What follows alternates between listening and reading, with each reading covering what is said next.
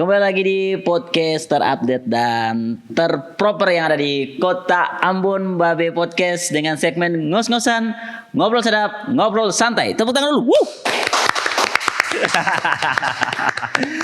Dan hari ini spesial karena hari ini beta kedatangan dua orang yang sangat luar biasa.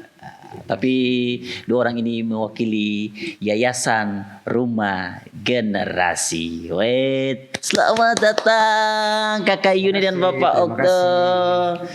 Minta maaf sebelumnya karena memang ketua agak sedikit terlambat. Jadi saya enak ya ketemu buat bintang tamu menunggu agak lama. Tapi sehat ya Pak Okto? Sehat. Sehat. Kakak Yuni sehat? Sehat. Kakak Yuni pun senyum manis sekali ya. Saya belum on cam ya. Tapi ini mungkin beta dan para penonton katong pengen tanya lebih jauh tentang apa sih rumah generasi itu? Maksudnya sejarah terbentuknya rumah generasi itu seperti apa Pak? Baik, terima kasih Bu John. Teman-teman sekalian, yang pertama rumah generasi ini awalnya itu kumpulan komunitas orang-orang muda yang berkumpul yang punya intens untuk melihat Maluku ini ke depan bagaimana. Nah, pergerakan awal itu dimulai dengan yang namanya winner generation. Kerja teman-teman adalah bagaimana membagi apa yang mereka punya ke wilayah kepulauan. Dan waktu itu memang konsentrasinya hanya pada dua isu pendidikan dan isu kesehatan. Oke. Dan semua itu dikelola dengan swadaya. Oh jadi kayak macam baku Ya, dari masing-masing barantan, iya. ketong berkumpul, lalu ini loh yang bisa ketong kasih. Dan waktu itu memang perjalanannya agak jauh, John, sampai ke Moa sana. Itu kalau boleh tahu Pak Okto itu dari tahun berapa untuk komunitas Winner Generation? 2013 itu teman-teman mulai merintis itu dan setelah kerja-kerja itu dia berlanjut bahwa ketong bisa sendiri kan dengan swadaya ini. Lalu yang kedua adalah butuh legitimasi kan, sebab yang dilakukan oleh teman-teman Winner Generation adalah bagaimana melatih guru-guru yang ada di kepulauan itu untuk menjadi sesuatu yang lebih baik, dan itu hasil swadaya. Nah, persoalan kita terletak adalah ketika mereka sudah dilatih, soal legalitas mereka itu mau dapat dari mana? Kita butuh kan ada sesuatu yang pelembagaan. Nah, oleh karena itu ada pikiran, dan setelah itu tahun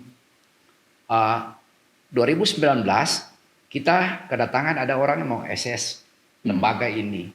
Waktu itu masih lembaga, dan setelah assessment itu ternyata kita diberikan anggaran oleh pihak donor untuk beberapa kegiatan.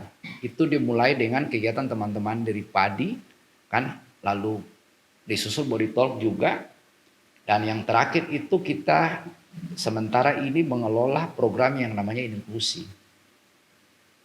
Dan salah satu persyaratan untuk pembentukan lembaga itu maka tidak menggunakan bahasa asing dalam menama lembaga itu. Makanya Winner Generation itu diganti dengan Rumah Generasi. Rumah Generasi. Yang visi besar kita adalah membangun manusia yang bermartabat. Nah, itu sebenarnya visi besar. Dan setelah pelembagaan itu kami dipercayakan untuk mengelola program-program yang bagi kami dia lebih banyak beririsan pada orang-orang dengan disabilitas, kan? Jadi ada program padi prioritas anak dengan disabilitas yang kebetulan ini koordinator programnya Ibu Yuni ya. Mantan. Masih ada sebenarnya kan. Programnya masih ada. Dikelola orang lain. Lalu ada yang namanya juga program Body Talk, kan, itu sasarannya adalah soal hak kesehatan seksual reproduksi bagi orang dengan disabilitas. Dan kami tambah satu yaitu kusta. Oke. Nah, yang sekarang yang masih jalan adalah program inklusi. Program inklusi ini donornya adalah dari Australia, kerjasama Indonesia, pemerintah Indonesia dan pemerintah Australia, dan supportnya adalah DIFAD. Nah, ini yang sementara jalan. Nanti dia fase pertama dia akan dia mulai kucur itu 2022, Nanti selesai fase pertama, Iya, iya. 2025 ini September. Dan kami akan lanjutkan pada fase kedua, mulai September sampai 2029. Oke, Ya, oke. John. Beta nih malah baru tahu kalau yayasan justru dibiayai dari luar. Beta pikir selama ini yayasan yang ada dibiayai dari pemerintah. Beta pikirnya selalu begitu. Kalau dari yayasan Rumah Generasi memang dari Australia khusus untuk program inklusif. Semua program yang namanya NGO itu dia mengelola anggaran-anggaran dana luar, dana hibah yang diberikan oleh negara-negara donor bagi seluruh NGO. Itu kebanyakan itu. Hampir tidak ada yang mengerjakan anggaran itu anggaran milik pemerintah. Ya. Kan, dan Ketong juga mendapat anggaran itu. Berarti bisa dibilang termasuk yayasan Rumah Generasi pun terlibat secara tidak langsung atau langsung ya kalimatnya membantu program-program pemerintah juga ya. Iya, sebenarnya kami lebih ke mitra kerjanya pemerintah, Iya, begitu. Makanya dalam menjalankan program-program kami, sudah pasti kami harus bermitra dengan pemerintah. Karenanya MOU dengan pemerintah itu menjadi dasar untuk mengerjakan program kami. Makanya di tahun 2022 itu kami sudah melakukan MOU dengan pemerintah Kota Ambon, tapi juga dengan DPRD. Oh, berarti Begitu. Iya. ruang lingkup ini disebut kerjasama Ya. antara yayasan dan pemerintah. Nah, itu tuh penasaran soal itu, Pak Okto, soal program inklusif itu sendiri. Itu maksudnya gimana tuh? Kalau dijelaskan. Jadi program inklusi itu program kemitraan Indonesia dan Australia menuju masyarakat inklusif. Nah, dia ada di wilayah timur, dia ada pada 6 kabupaten kota. Dan di Maluku kami Rumah Generasi dipercayakan untuk mengelola itu. Dengan mitra kami adalah Yayasan Bursa Pengetahuan Kawasan Timur Indonesia atau Yayasan Bakti yang ada di Makassar. Sebagai induk dari program inklusi yang kami jalankan selain di Maluku, di Kupang juga ada, di Nusa Tenggara Barat, di Lombok itu ada, di Maros, di Tanah Toraja, di Parepare dan juga Kendari. Ya. Nah, khusus kami di Maluku, Rumah Generasi dipercayakan untuk mengelola program inklusi. Sebenarnya program inklusi ini adalah bagaimana kemitraan itu dihadir untuk melihat masyarakat-masyarakat marginal. Dengan moto besar kita adalah bahwa no one left behind. Kita tidak bisa meninggalkan satupun dia sebagai warga negara Indonesia. Dalam tanggung jawab apapun, negara harus hadir untuk melihat itu. Nah, oleh karena itu program inklusi dihadir. Dan memang dorongan kita besar adalah bagaimana merubah kebijakan itu. Oke. Kebijakan itu dia mesti ada. Begitu, Bu John. Wah, ini menarik sekali terkait dengan tadi yang beta Katong sempat bahas tadi di awal itu soal kaum marginal ya. Ini berarti terkait kaum disabilitas dan yang tadi juga sudah masuk dalam programnya. Ini mungkin kita mau tanya sedikit soal program disabilitas yang sudah dibuat beberapa tahun belakangan ya. Kalau boleh tahu untuk di Maluku sendiri itu untuk jumlah teman-teman disabilitas itu ada berapa ya kira-kira? Untuk disabilitas sendiri ini kan kategori ya, ada kategorinya. Yeah. Nah, untuk lingkup kerja kami di awal itu lewat program Body Talk, itu untuk hak kesehatan seksual reproduksi bagi anak remaja, kemudian PADI, itu kami menyasar untuk SLB. Jadi di Kota Ambon sendiri itu kan ada 6 SLB. Yeah. Nah, kami menyasar ke sekolah SLB. Tapi terkait kalau misalkan kita bicara soal data disabilitas, itu lewat program inklusi, kami tuh sudah melakukan pendataan disabilitas, tapi baru di 15 desa negeri yang menjadi dampingan program kami. Karena program inklusi ini memang baru ada di 15 desa negeri. Namun harapan kami adalah bahwa desa-desa lain di luar dampingan itu juga bisa membentuk kelompok pokja inklusi yang nantinya juga bisa bekerja di desa-desa yang lain begitu. Jadi ini lebih ke membutuhkan kesadaran masyarakat untuk hal ini ya. Nah, setelah kami melakukan pendataan itu, terakhir updatean data kami itu ada 504 orang disabilitas dengan kategori jenisnya, kemudian karena data kami juga lumayan lengkap ya karena terdiri dari jenis disabilitasnya, terus kemudian data apa yang dia punya, termasuk adminduk dan sebagainya macamnya, begitu Kakak John. Tapi kalau untuk anak disabilitas sendiri, di 6 SLB ini memang yang paling banyak itu ada di SLB Negeri Kota Ambon dan SLB Batu Merah. Karena kalau yang negeri itu kan ya, 2 SLB itu, kalau yang sisanya itu sudah swasta yayasan begitu. Ya, karena Pak Okto beta rasa kalau mungkin mewakili masyarakat ya, Katong perlu sekali untuk mengedukasi hal ini ke masyarakat gitu. Apalagi soal cara Katong untuk bersikap terhadap teman-teman disabilitas tentunya gitu. Nah, kasus-kasus yang mungkin kita pernah sering dengar tuh ada beberapa orang tua bahkan yang punya anak disabilitas tuh yang bahkan istilahnya apa stigma ya, Kak Yuni? Iya. Stigma terkait anaknya kalau ini istilahnya kayak gimana bilangnya Kak Yuni ya? Belum menerima mungkin. Belum menerima mungkin. Nah, itu gimana tuh Pak Okto? Jadi seperti tadi Kak Koni bilang, setelah program ini dia mulai diluncurkan tahun 2022, mengawalinya maka rumah generasi tidak bisa jalan sendiri. Iya. Kita harus punya partner. Dan kebetulan yang punya wilayah ini adalah pemerintah. Oleh karena itu kami menyasar ke pemerintah duluan. Di mana MOU itu kami lakukan yang pemerintah ini loh yang kami tawarkan bagi pemerintah Kota Ambon. Nah, untuk mensupport itu maka dibutuhkan juga dari sisi penganggaran dan soal aturan yang mendukung itu. Makanya kami juga ber-MOU dengan DPRD Kota Ambon supaya bisa melihat itu. Nah, dalam kerja-kerja itu tadi disampaikan bahwa rumah generasi tidak kerja sendiri.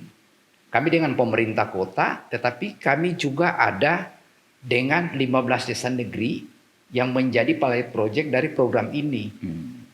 Nah, kenapa pilihan kami di situ? Karena desa negeri ini paling cepat untuk mudah kita intervensi dalam sisi program dan kebijakan. Nah, dari data Kota Ambon kita kan punya 50 desa negeri dan kelurahan. Pilihan kita ada di itu. Nah, pada tingkat desa kami juga membentuk yang namanya Pokja Inklusi, kelompok-kelompok kerja yang ada di 15 desa negeri ini yang adalah perwakilan dari masyarakat itu sendiri. Jadi di Pokja itu ada perwakilan dari anak, ada perwakilan orang dengan disabilitas, ada perwakilan lansia, ada perwakilan perempuan kepala keluarga yang langsung kita bilang sekali bahwa istilah untuk janda itu sudah tidak bisa dipakai lagi. Penggunaan istilah bagi janda itu diganti dengan perempuan kepala keluarga. Sebab tanpa suami baik ditinggal cerai mati atau hidup, perempuan itu tetap eksis untuk menjalankan seluruh aktivitas dia, menghidupi anak-anak, itu yang kami sebutkan sebagai perempuan kepala keluarga. Dia menjadi tangguh. Nah, proses edukasi itu kami akan melakukan lewat proses itu. Tadi disampaikan oleh Kak Uni bahwa sejak 2022 kami mencoba untuk mendata orang dengan disabilitas yang ada di 15 desa negeri ini. Kenapa? Bahwa data itu penting. Kita bicara, tidak bisa ketemu bicara di luar data. Dan hasil pendataan itu kami tidak melakukan itu sendiri. Kami tidak memakai itu untuk kepentingan kami sendiri. Kami mencoba untuk katakan bagi dinas sosial bahwa ini data kami yang kami punya. Nah, apa yang bisa ketemu buat sama-sama dengan data ini? Apa yang bisa lembaga support? Apa yang bisa pemerintah support dari data ini?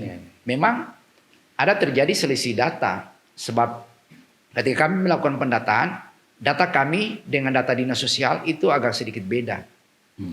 Tapi kami tidak persoalkan di sisi itu. Yang mana bagi kami data ini harus berbicara bagi banyak orang.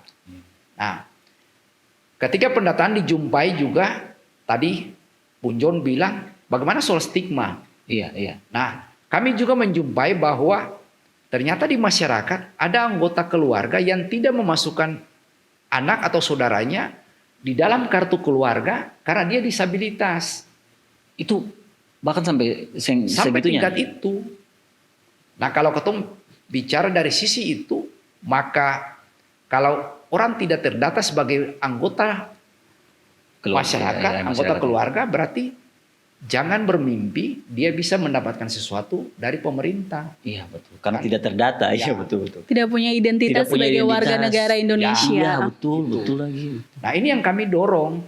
Makanya lewat teman-teman di Pokja, kami intens bilang bahwa jangan biarkan anak-anak dengan disabilitas itu disembunyikan. Mereka punya potensi. Dan mereka juga punya hak ya. Punya hak. Iya. Karena tadi kita sampaikan bahwa program inklusi besar itu tujuannya cuma no one left behind. Iya. Bahwa tidak ada satu orang pun yang tertinggal dalam pemerintahan ini. Sebagai warga negara, beta punya hak untuk bisa terlibat dalam pembangunan, bisa menikmati seluruh proses pembangunan. Iya. Itu yang menjadi harapan, bukan menjadi harapan dari orang-orang yang non disabilitas saja. Iya Nah, betul. itu yang kita dorong. Dan lu juga punya hak itu sebenarnya ya. Iya. Untuk identitas diri yang Ya. paling penting gitu. Karena betul tadi yang Pak Okto bilang kalau dong yang punya identitas diri ya bagaimana mau dibantu istilahnya dong jatuhnya dong imigran kayak gitu ya kan karena yang punya data diri di negara sendiri begitu. Oh, ini menarik nih teman-teman. Atau nanti akan bahas lebih dalam lagi. Siap. Pak Okto. Ya. Atau nanti balik lagi ke segmen berikutnya tetap di ngos-ngosan ngobrol sadap ngobrol santai.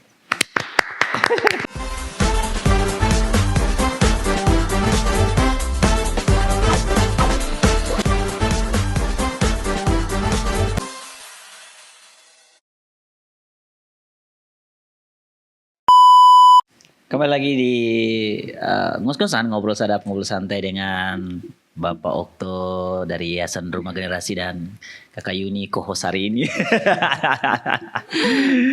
Ini memang harus jadi co-host hari ini gitu. Apalagi kan sudah biasa host ya. Iya. Okto ya. Nah, kegiatan beberapa beta kan sering terlibat dengan Rumah Generasi kan. Ya. Kegiatan Rumah Generasi kan Kakak Yuni kan juga sering host begitu. Saya ada rencana gitu kalau Rumah Generasi bikin podcast gitu kan. Supaya mungkin program-programnya bisa orang tahu begitu. Ya sebenarnya sih jadi seluruh yang ketemu publikasikan itu supaya orang tahu. Memang biasa ketemu punya Instagram. Instagramnya itu Rumah Generasi. Ya. Yayasan Rumah Yayasan Rumah Generasi. Jadi kalau macam teman-teman pengen tahu kegiatan-kegiatan Ya. Rumah Generasi langsung saja di Instagramnya Yayasan Rumah Generasi. Tapi kami juga punya Facebook, website kami juga ada. TikTok ada. TikTok belum. Kami TikTok. berencana untuk nanti akan buat karena kami pikir juga bahwa TikTok itu juga banyak sekali Iya, TikTok lebih penggemarnya. Iya, gitu. Maksudnya untuk memperkenalkan sesuatu Ya. TikTok. Iya, Soalnya sekarang orang kebanyakan main TikTok ya. Iya. Orang kalau buka HP tujuan pertama TikTok dulu. iya benar. Jadi harus ada gitu supaya Kak Tunjo kan pengen tahu gitu kan. Iya. Kegiatan-kegiatan yayasan dari Rumah Generasi.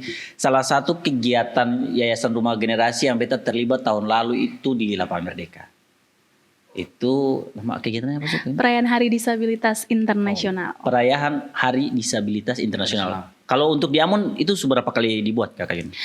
Kalau untuk di Ambon itu kami mulai dari tahun 2022. Oke. Itu lokasinya sama, tapi cakupannya belum sebesar tahun lalu.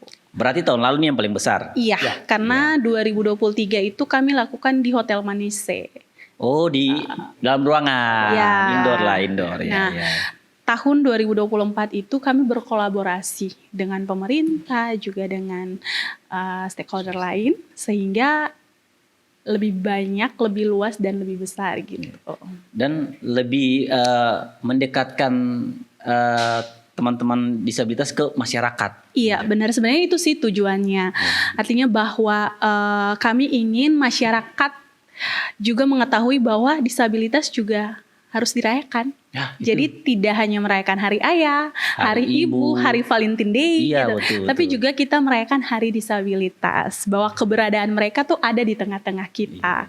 Karena itu kita berhak dan kita harus memberi mereka ruang dan kesempatan untuk berekspresi sesuai dengan kemampuan mereka. Nah, mungkin itu yang masih kurang kita lakukan di dalam kehidupan kita di tengah-tengah masyarakat. Iya. Kita mungkin belum percaya bahwa orang dengan disabilitas itu sebenarnya punya kemampuan. Asli. Sehingga kita belum memberikan mereka kesempatan. Tapi kalau dilihat hari itu kayak Kak John nonton deh. Iya, betul, nonton. Disabilitas teman-teman tuli itu bisa dance. Bisa dance. Asli. Ya. Asli. Jadi semua personil yang dance itu, dong itu tuli ya? Tuli. Iya, teman tuli. Tapi dong bisa dance dan kompak. Nah, kok bisa begitu? Bukan itu ada yang menyanyi, Iya. baca puisi, Ya. dan banyak. Dan itu kan katong yang nonton kan kayak macam, "Wih, keren begitu, keren begitu. Nah, mereka tuh sebenarnya kurang istilahnya kurang dipanggungkan saja Iya, sebenarnya. kurang diberikan ruang gitu. Iya. Tapi kalau soal bakat apa segala macam mereka punya. Mungkin kalau kita lihat soal kemampuan akademik, Iya. ya mungkin mereka terbatas. Tapi soal minat bakat mereka luar biasa begitu. Iya lagi. Nah, yang terbangun stigma di masyarakat bahwa orang dengan disabilitas itu memang tidak punya kemampuan apa-apa. Nah, Mereka lebih pantas di rumah misalnya. iya. Kurang bersosialisasi di masyarakat, kurang dilibatkan di tengah-tengah masyarakat, entah itu mungkin lewat keluarga atau Iya, juga lingkungan bertetangga atau juga mungkin di gereja atau nah itu mungkin juga kurang dilibatkan sehingga stigmanya bahwa ya disabilitas itu tempatnya di rumah gitu. Iya. Penerimaan masyarakat itu yang masih kurang sebenarnya. Ya, itu memang kenyataan yang terjadi ya. Ya. Waktu ya. Jadi sebenarnya begini John, tadi soal pendidikan, ini kan stigma masih ada di pikiran semua kita bahwa teman-teman dengan disabilitas itu tempatnya hanya di SLB. Ini kan jadi soal bagi kita. Mesti dibuat sekolah khusus Ya, gitu. sementara kalau kita lihat di 6 SLB yang ada di Kota Ambon, hanya satu SLB saja yang cuman ada satu ragam disabilitas di Karya Kasih, di Pertis itu. Ya, ya. Yang itu cuman orang tuli bisu saja di situ. Nah, untuk semua SLB yang lain itu semua orang dengan disabilitas, semua ragam masuk di situ gabung. Nah, belakangan ini kami mencoba mendorong bahwa teman-teman disabilitas untuk meningkatkan pendidikan mereka tidak hanya cukup di SLB. Makanya kami dorong yang namanya unit layanan disabilitas untuk pendidikan. Kenapa? Teman-teman dengan disabilitas juga bisa menerima pendidikan lewat sekolah-sekolah umum, sekolah-sekolah reguler milik pemerintah. Dan itu sementara didorong. Kita sementara dorong itu. Terakhir sudah ada SK dari Kepala Dinas Pendidikan Kota Ambon untuk pembentukan unit layanan disabilitas pendidikan untuk Kota Ambon. Kami baru asesmen kemarin dan kami menetapkan 2 sekolah sebagai sekolah piloting untuk program ini di jalan. Sehingga teman-teman dengan disabilitas bisa menikmati pendidikan di situ, di sekolah-sekolah reguler, tidak lagi ke SLB. Dan Iya sih, oleh karena itu, kesiapan semua orang mesti ada. Iya, betul. Kan? Dari tenaga pengajarnya, dari lingkungan masyarakat, sekolahnya, lingkungan masyarakatnya, sekolahnya gitu ya. Orang tua. Iya. Pasti orang tua kan berpikir begini. Saya menyekolahkan anak saya di situ, apakah lingkungan itu menerima dia ataukah tidak? Ya, kita harus memperhitungkan hal itu juga kan. Ya, lingkungan itu aksesibel untuk dia tidak. Iya. Tetapi mari kita mencoba. Tidak ada hal yang tidak bisa kita coba. Kita ambil contoh teman-teman komunitas bisu tuli itu dulu kami hampir tidak tahu. Tapi setelah mereka dengan kami selalu, itu mereka begitu antusias untuk ada. Lalu yang kedua bahwa kapasitas mereka mesti ditingkatkan. Oleh karena itu, kami juga dengan Dinas Tenaga Kerja Kota Ambon mendorong unit layanan disabilitas untuk ketenaga kerjaan.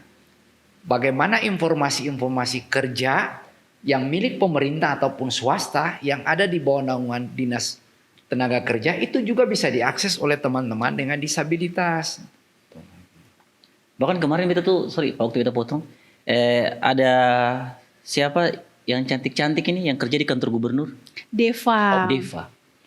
Deva kan? Ya, Iya. Itu Deva tuh sempat viral kan? Dia sempat viral karena dia waktu itu punya konten naik soal dia menerjemahkan ya di kantor gubernur ya. Iya, Itu karena Deva itu dia magang di kantor gubernur, di kantornya Skala lebih tepatnya. Iya. Jadi kami juga berkolaborasi bersama Skala mendorong bagaimana memberikan kesempatan bagi anak disabilitas untuk bisa magang.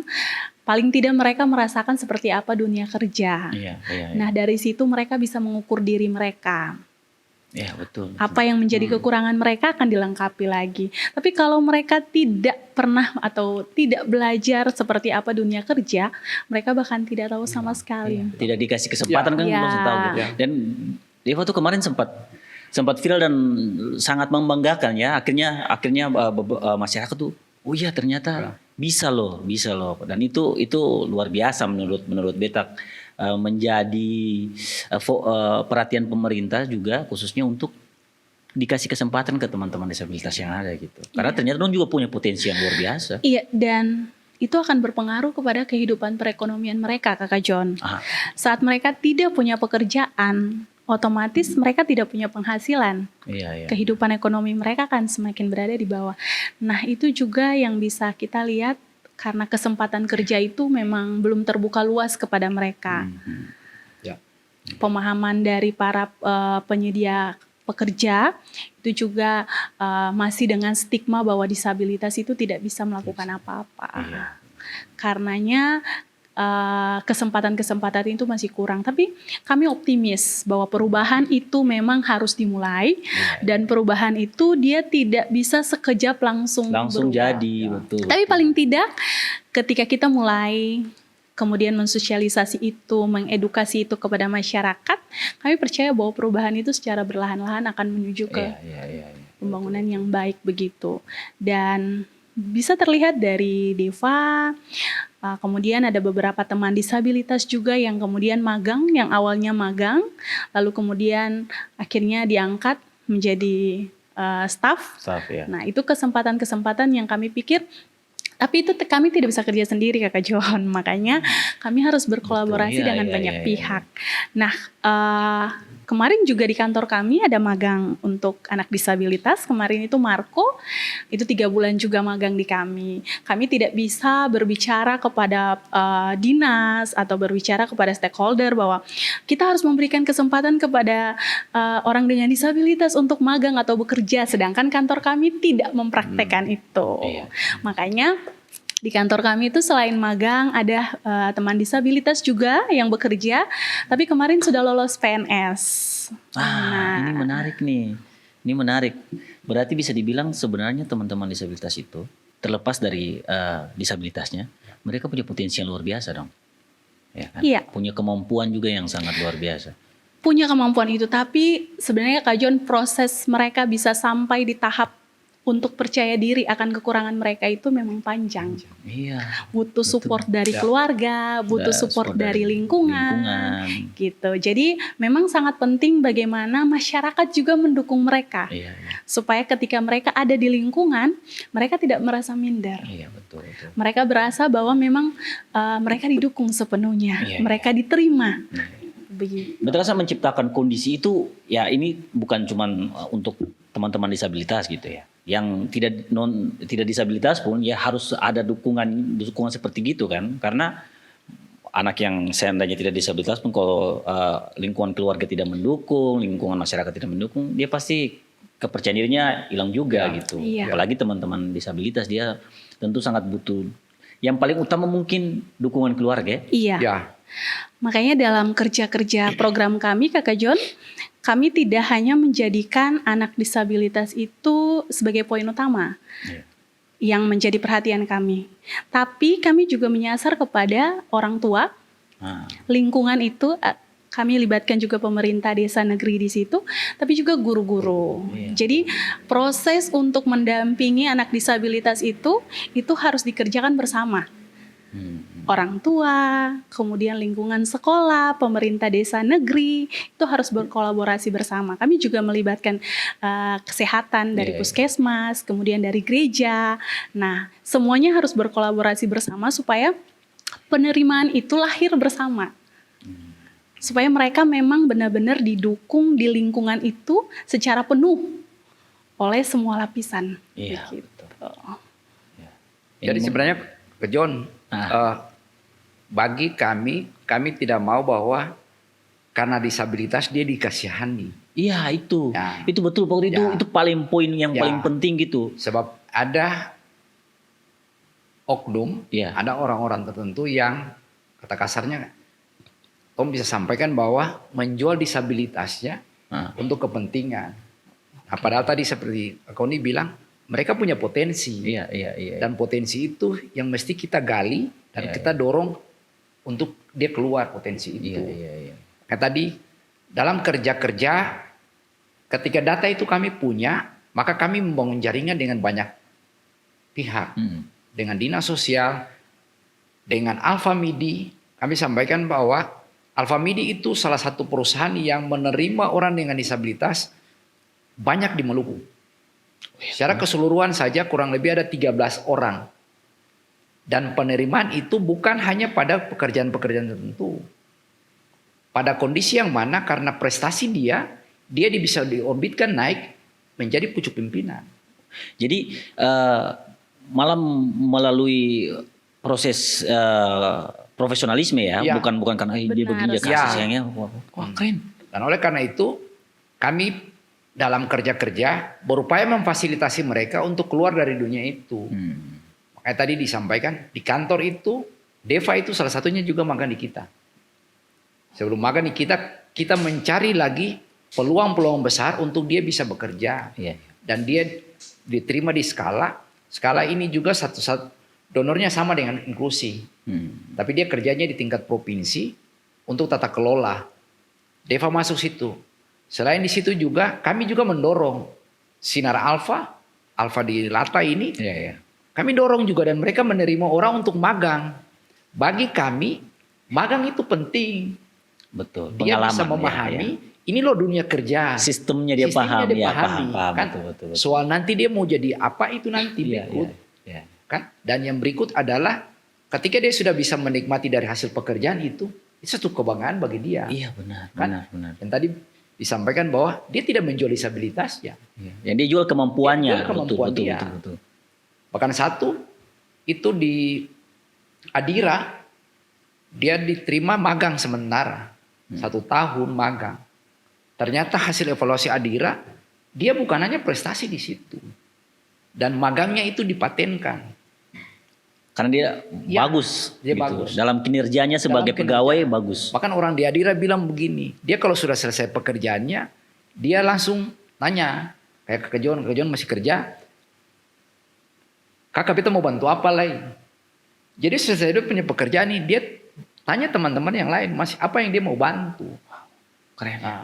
Nah, oleh karena itu sebenarnya tanggung jawab bersama kita adalah bagaimana kapasitas mereka Ya, ditingkatkan. memberikan kesempatan Ya, yang paling penting. Betul, kesempatan. betul. Karena yang tadi sampaikan, kalau cuma sebatas SLB, jangan bermimpi. Iya. Kan kita jangan mimpi. Iya. Kan? Nah, oleh karena itu tadi dibilang bahwa kita sementara mendorong, mungkin Kota Ambon 2 sekolah piloting pertama, dia akan menjadi contoh. Orang-orang dengan disabilitas akan bersekolah di situ. Dia akan berbaur dengan dunia lingkungan yang baru itu sehingga dia tidak rasa minder. No. Memang katong sementara mendorong juga bagaimana peningkatan kapasitas mereka di BLK, Oke. BVPP. Iya. No. Kan? Cuma memang ada kendala-kendala yang soal bagaimana memfasilitasi proses pembelajaran karena misalnya kalau anak dengan bisu tuli yang tidak bisa mendengar, tidak bisa berbicara, akhirnya mesti pakai bahasa isyarat. Iya. Nah, kita berterima kasih rumah generasi sekarang yang memfasilitasi bahasa isyarat di Kota Ambon, bahkan di Maluku. Keren sekali. Ini kayak apa ya? Sekaligus maksudnya membuka wawasan teman-teman juga kan. Walau siapa tahu siapa tahu ya kesadaran masyarakat tumbuh dan banyak UMKM atau perusahaan yang membuka kesempatan lebih besar untuk teman-teman disabilitas. Kayak tadi Pak Okto bilang ternyata teman yang di Adira itu malah secara kualitas kerja malah bagus dan pengen diperpanjang lagi. Aduh menarik sekali. Kata nanti lanjut ke segmen ketiga, membahas lebih dalam lagi, tetap di ngos-ngosan, ngobrol sedap, ngobrol santai.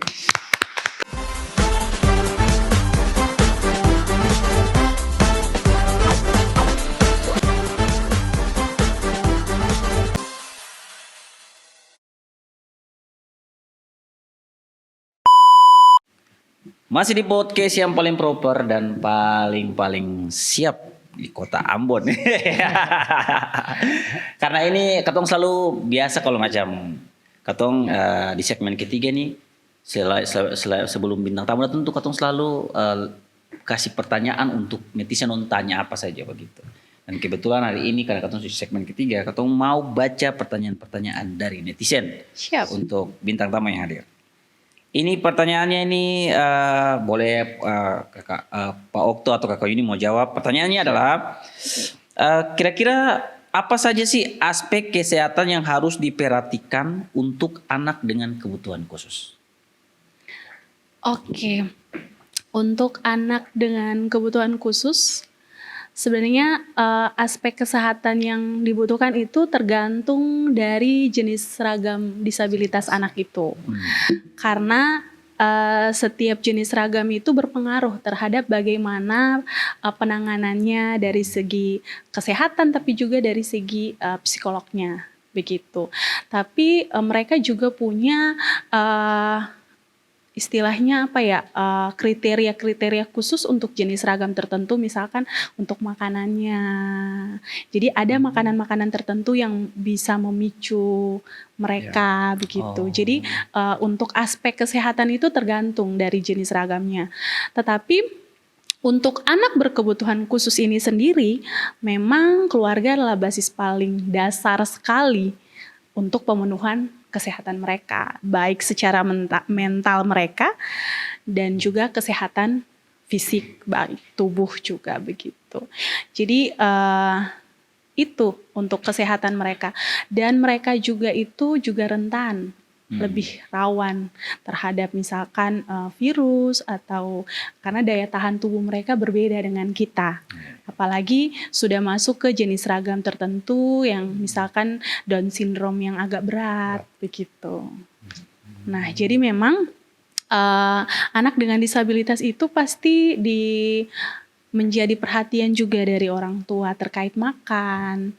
Makanya ketika misalkan kami melakukan pemberian makanan tambahan di sekolah-sekolah SLB, itu kami melibatkan dokter. Untuk melihat apakah makanan yang sesuai dengan mereka. Misalkan kita memberikan vitamin apa yang cocok juga dengan mereka. Begitu, Kak John. Oke, begitu teman-teman yang tanya-tanya tuh. Terus ini ada pertanyaan berikutnya, ini kayaknya pertanyaan yang bagus nih. Nah, bagaimana cara keluarga bisa lebih memahami dan mendukung anak dengan disabilitas? Penerimaan anak dengan disabilitas oleh keluarga sendiri itu butuh proses yang panjang, Kakak John. Ketika seorang anak itu dia lahir dan ternyata dia disabilitas, itu orang tuanya butuh penolakan dulu. Dia tidak menerima itu dulu. Lalu kemudian dia kecewa dulu, lalu terakhir baru dia akan menerima bahwa mungkin disabilitasnya ini bukan juga merupakan kekurangan, tapi sebuah anugerah. Dan proses itu panjang. Nah, support itu juga dibutuhkan oleh anggota keluarga yang lain. Khusus untuk mama dan papa misalnya. Jadi ketika keluarga besar tidak mensupport keluarga inti itu, nah mereka juga akan semakin merasa down. Terpojokan. Merasa, apalagi kalau ada stigma bahwa keluarga itu mungkin dikutuk, makanya anaknya disabilitas begitu. Tapi proses-proses penerimaan itu, karena kami juga pernah mengedukasi orang tua, kami mengundang psikolog dan Itu proses yang terjadi, bahwa penerimaan dari sisi keluarga itu juga butuh waktu yang panjang, butuh perjuangan yang panjang, sampai pada akhirnya seorang ibu atau seorang bapak bisa berdiri tegar dengan bangga mengatakan bahwa anak saya seorang disabilitas dan saya bangga punya anak seperti dia. Itu prosesnya panjang. Karenanya kami mendorong lingkungan supaya mensupport, supaya penerimaan itu bisa lahir dari keluarga, dari lingkungan itu sendiri, tapi juga dari gereja, bahkan lingkungan yang lebih besar. Gitu Kakak John. Jadi Kak John, Ya. siapapun dia tidak pernah diminta lahir dari seorang ayah seperti siapa. Iya, betul. Dan tidak pernah diminta untuk lahir seperti apa. Iya. Kalaupun ada pilihan, maka mereka juga akan memilih sama dengan kita yang non disabilitas. Iya. Dan oleh karena itu ketika mereka sudah ada, itulah sebuah anugerah yang mungkin Tuhan kasih buat semua orang. Dan penerimaan pertama tadi yang disampaikan Kakak Uni bahwa keluarga menjadi basis pertama penerimaan itu. Dan oleh karena itu penguatan itu mesti dilakukan oleh keluarga. Nah kalau keluarga sudah ada dalam proses penerimaan itu, maka lingkungan sekitarnya dia akan mengikuti. Kalau kita sendiri memberikan penolakan, maka jangan kita berharap masyarakat di sekitar kita atau orang di lingkungan kita akan menerima proses yang sama. Mereka juga akan melakukan penolakan. Dan ini yang mesti menjadi kerja-kerja bersama kita bahwa tadi kita bilang bahwa setiap orang tidak pernah diminta lahir dalam kondisi apapun. Kalaupun ada pilihan, maka pilihan saya akan sama dengan pilihan mereka. Kita menjadi anak-anak yang non disabilitas, lahir dalam segala kesempurnaan, tapi sekali lagi disabilitas bukan tidak sempurna. Dia adalah orang yang punya potensi yang mesti ketong pemberlakukannya beda. Makanya tadi disampaikan kalau dibilang bahwa perlakuan kesehatan seperti apa pasti beda. Kan? Kita memperlakukan orang dengan disabilitas netra akan beda dengan orang yang disabilitas tuli, akan beda dengan orang yang disabilitas fisik lainnya. Itu penerimaannya beda sekali. Perlakuannya pasti beda. Tetapi yang paling diutamakan adalah bagaimana mempersiapkan secara mental mereka. Baik orang dengan disabilitas, kehidupan keluarganya itu yang mesti menjadi pertama bagi ketong dalam kerja-kerja untuk mendorong itu dia lebih baik ke depan. Makanya tadi disampaikan Uni, ketong yang kerja untuk orang disabilitas saja. Tapi bagaimana melibatkan orang tua, bagaimana melibatkan guru, bagaimana melibatkan stakeholder lainnya, supaya ketong sama-sama bikin proses itu. Dan mungkin satu Kakak John, kami juga mengedukasi anak dengan disabilitas terkait hak kesehatan seksual dan reproduksi. Paling tidak mereka mengetahui bahwa tubuh mereka ada bagian-bagian yang boleh dipegang oleh orang lain, ada yang tidak boleh. Sehingga itu masuknya di program Body Talk. Body Talk. Oke. Nah, sehingga mereka bisa mandiri untuk menjaga diri mereka sendiri. Kalau misalkan ada yang pegang atau ada yang melakukan hal-hal yang kami ajarkan, paling yang boleh dipegang tangan, tapi kalau ada yang sudah pegang misalnya payudara atau organ reproduksi, baik vagina maupun penis, itu bisa dilaporkan ke guru. Nah, itu edukasi ke mereka juga. Itu bagian dari mereka menjaga diri mereka sendiri, karena mereka juga kan rentan juga begitu. Beta rasa itu memang yang tadi Kakak Yuni jelaskan itu beta rasa paling penting sekali Bapak Uto, karena terlepas dari kasus-kasus pelecehan yang akhir-akhir ini sangat marak terjadi, tapi yang paling penting adalah edukasi yang tadi dibilang edukasi body talk edukasi seksualitas itu sangat penting sekali. Bukan saja untuk anak-anak yang non disabilitas, bahkan untuk anak-anak disabilitas atau non disabilitas, tapi kesadaran orang tua untuk membahas hal itu saja masih tabu, begitu. Itu yang menjadi permasalahannya. Kayak masih dianggap kayak ini barang ini nggak usah dibahas. Jadi ketika anak-anak tidak punya pemahaman soal hal itu, ketika dong sudah dilecehkan, dong tidak tahu kalau dong sudah dilecehkan. Iya kan Kakak Yuni kan? Iya, benar sekali. Itu poinnya. Iya. Sehingga mereka tidak memberitahu. Iya, betul. Akhirnya proses itu berjalan dalam kurun waktu yang lama tanpa diketahui orang bahwa ternyata mereka selama ini dilecehkan. Iya. Dan itu kan bisa trauma, kan menciptakan trauma yang sangat besar sekali kan gitu. Dan Kakak Yuni proses body talk itu sudah jalan selama ini gitu? Kalau seandainya dari Kakak Yuni sendiri untuk himbauan untuk orang tua tuh harus seperti apa gitu? Kalau untuk hak kesehatan seksual dan reproduksi sebenarnya kami itu berharap bahwa keluarga sebagai basis utama, bahwa pengetahuan tentang hak kesehatan seksual itu sudah boleh diberikan kepada anak sejak anak masih usia dini. Contoh paling gampang adalah anak mengenal organ reproduksi mereka dengan nama yang benar. Ah iya betul Kak Yuni, karena beta lihat ada beberapa tuh dikasih tapi dong sih pakai nama yang benar. Kadang Iya. ada bilang kayak melati gitu-gitu Ya. gitu-gitu. Burung gitu. gitu. Makanya ketika kami mencoba untuk mengedukasi itu ke Iya, iya. sekolah, ke PAUD, kami menggunakan bahasa yang benar. Sesuai dengan namanya. Ya, Iya, iya. artinya anak sudah harus tahu. Oke. Karena tidak bisa ditutupi-tutupi lagi gitu. Mereka tinggal internet, buka, cari, dapat gitu. Jadi kalau orang tua berpikir bahwa mengajarkan itu kepada anak tabu itu salah. Iya, iya. Ketika kita tidak tahu bahwa ketika anak itu mengalami pelecehan, misalkan ada yang pegang vaginanya dia, pulang dia akan berpikir itu biasa. Padahal ketika dikasih tahu ke orang tua, oh itu tidak biasa, itu sudah menjurus kepada pelecehan. Makanya anak harus mengenal bagian tubuhnya. Betul. Mana yang boleh orang pegang, mana yang tidak boleh orang pegang. Anak sudah harus tahu bagaimana menjaga kebersihan tubuhnya ketika mereka menstruasi atau ketika mimpi basah sudah dialami, ketika mereka sudah masuk ke fase remaja, mereka sudah harus menjaga perilaku mereka seperti apa. Wah, itu penting tuh. Ya. Itu beta rasa poin yang sangat penting sehingga pencegahannya terjadi hal-hal yang Iya. yang terjadi kayak pelecehan itu bisa dicegah gitu dengan Iya. pemahaman yang sangat baik anak-anak soal dong punya daerah sensitif Iya. ya seperti itu. Makanya orang tua harus melihat hal ini sebagai suatu ilmu pengetahuan Iya. yang harus diajarkan sejak dini dan akan berdampak positif. Iya, jangan dipikir Karena- kalau ini Iya. Dulu kan ketemu begitu toh, Ya, Bapak tuh. ya. Dulu tuh beta masih ingat sekali beta tuh SMP ya. Terus katong di apa? Di sekolah tuh beta punya guru ajar beta soal seks dan seksualitas. Terus waktu beta pulang tanya beta punya hari itu karena tinggal yang om dan tante. Ditanya terus dongeng langsung, bicara kurang ajar apa dia? Malah beta tambah marah.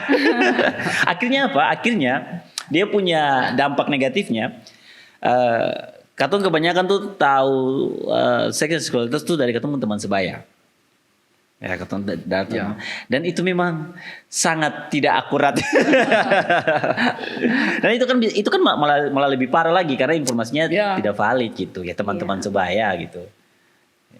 Kalau kasus-kasus gitu kayak gimana ini? Jadi yang paling penting itu ya.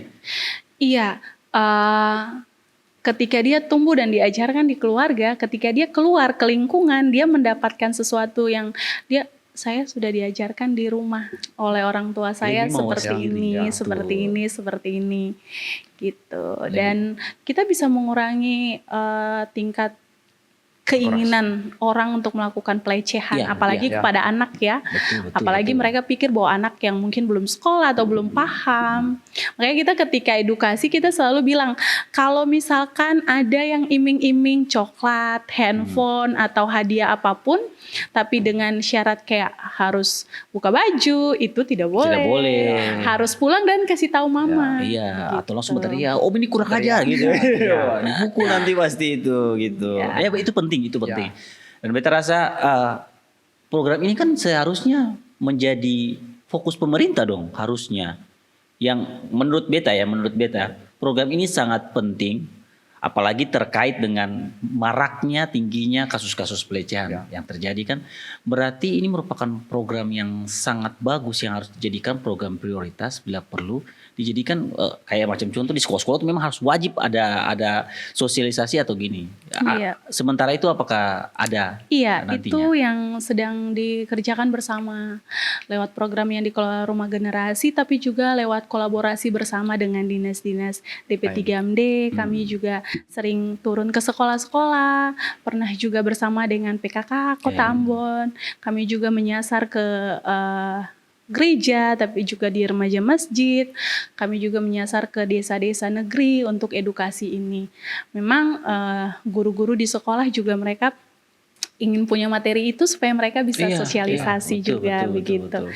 Ya kami pikir untuk sebuah hal yang baik itu harus dikerjakan bersama. Iya. Jadi memang tidak bisa hanya rumah generasi saja, Iya. atau pemerintah saja, atau gereja saja, tapi kita semua Semuanya berkolaborasi. harus berkolaborasi bersama. Wis, tepuk tangan untuk rumah generasi. Semoga ini program ini bisa semakin luas dan Ya. yang penting sekolah, gereja, pemerintah bisa berkolaborasi sama-sama supaya tercipta edukasi yang baik ini. Jadi kebetulan ini orang yang selalu sudah dilatih khusus untuk AKSR itu, Iya. kesehatan seksual dan reproduksi. Dan kami tetap sepakat bahwa di wilayah apapun teman-teman atau bersaudara kita yang mau pakai kami untuk mensosialisasi ini, atau dengan terbuka menerima itu. Oke. Kayak teman-teman di gereja, baik di remaja, pemuda yang mau pakai wadah perempuan, laki-laki, tetap utang layani, kita layani. Oke. Utang layani untuk proses. Jadi bisa langsung dihubungi ya, Ya, langsung bisa. dihubungi. Iya, anak-anak di Ini fasilitator masjid, andalannya. remaja Iya, pemuda masjid juga kami edukasikan. Wah, ini penting teman-teman. Jadi teman-teman yang mau langsung berkolaborasi dengan Rumah Generasi terkait dengan program Body Talk bisa langsung hubungi di Instagramnya, Instagram Rumah Generasi gitu. Iya, sebenarnya program Body Talk ini sudah selesai. Oh, Tetapi ilmu HKSR ini kan masih ada masih ada tertinggal ya, di kami. betul. Jadi tetap bisa kami edukasikan. Oke, jadi masih ada harapan teman-teman.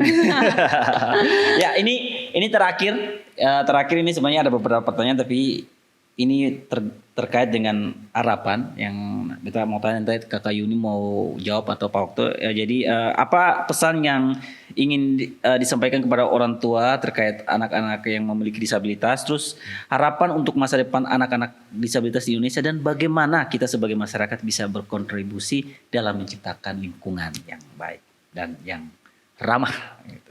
Jadi Silakan, sebenarnya Pak. tadi seperti yang Beta bilang tadi bahwa setiap orang tidak pernah diminta lahir dalam kondisi apapun. Kalaupun ada pilihan, maka pilihan kita akan jadi seperti orang-orang yang non disabilitas.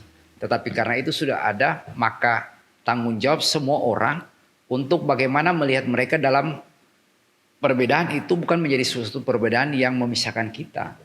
Tetapi bagaimana dalam keterbatasan itu mereka difasilitasi untuk bisa sama-sama berjuang dengan kita. Dan mungkin harapan setiap anak dengan disabilitas adalah dia mampu diterima di masyarakat maupun di mana saja. Dia bukan menjadi bagian yang akan menjadi orang bilang sampah masyarakat, tetapi dia akan menjadi sesuatu yang juga bisa membanggakan dia sendiri maupun keluarga dan orang lain. Mungkin itu harapan. Dan bagi kita semua, mari kita buka ruang-ruang itu. Berikan kesempatan. Penerimaan itu menjadi penting. Dan pemerintah, masyarakat, semua kita berkolaborasi bersama untuk menjadikan anak-anak dengan disabilitas itu menjadi anak-anak yang istimewa. Kan? Begitu, Beta. Oke. Jadi intinya adalah penerimaan dan kolaborasi ya antara masyarakat, pemerintah, dan kita semua. Ya. Kakak Yuni mau tambahkan terakhir? Mari menjadi masyarakat yang mensupport orang tua dengan disabilitas karena mereka punya proses yang tidak mudah. Jadi mari sama-sama mensupport mereka dan juga menerima keberadaan anak-anak dengan disabilitas di lingkungan kita, memberikan mereka kesempatan untuk berekspresi dan berkarya karena mereka punya kemampuan yang luar biasa. Mungkin cukup. Luar biasa, tepuk tangan sekali lagi untuk Rumah Generasi. Luar biasa. Sekali lagi terima kasih Pak Okto, Kakak Yuni. Terima kasih. Yang sudah datang sharing-sharing, yang mengedukasi Beta, teman-teman, dan juga mungkin masyarakat yang ada di Kota Ambon, khususnya mungkin di Maluku. Siap. Yang nonton Kota Podcast ini semoga Katong semakin terbuka untuk teman-teman disabilitas, dan juga Katong semakin tadi yang Kakak Yuni sampaikan itu, Katong semakin menjadi masyarakat yang ramah, Ya. gitu. Itu yang paling penting. Dan untuk teman-teman yang sudah nonton video ini, terima kasih, dan jangan lupa untuk like, subscribe, dan komen, nyalakan lonceng notifikasi untuk bintang tamu yang seru juga ke depannya. Jadi sampai ketemu lagi di ngos-ngosan, ngobrol sadap, ngobrol santai. Sampai jumpa, tabea.